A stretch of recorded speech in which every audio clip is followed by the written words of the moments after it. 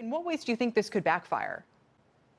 Thanks, Kelly. Good to be here. So I think all of my sources tell me that while there are certainly benefits to working from home for specific people, specific companies for a specific amount of time, those benefits right now are almost definitely amplified by the fact that the country has been essentially closed for the last few months. And so there have been limited outside distractions. But experts are also saying that things like children at home can be just an absolute debacle, just disaster for working parents. I know for me, if I can get through this interview without one of my 3 children running in, it'll be a small miracle. But I think loneliness is also a huge factor. A study from a couple years ago actually showed that productivity did increase in a Chinese travel company, but that 50% of the employees who were working at home actually felt so depressed and lonely that they wanted to come right back to the office. Yeah, anecdotally, that absolutely has rung true, and other people have mentioned it as well. And feel free to show us the kids, Laura, if they do come running in. No one wants to see that. Spoken like someone trapped at work from home for the last couple months.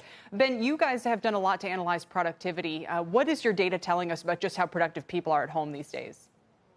Yeah, I think that's the concern, is that near term, really, as Laura was saying, there's less of a hit, but that if you look at longer term, a lot of what we're seeing from our data across these are mostly large multinational companies is really a reduction in the amount of communication for weak ties. These are people that you don't work with very much, maybe talk to once a month, and that communication is really nosedived, which, if you think about medium to long term, really impacts milestone attainment. It impacts the quality of products and services.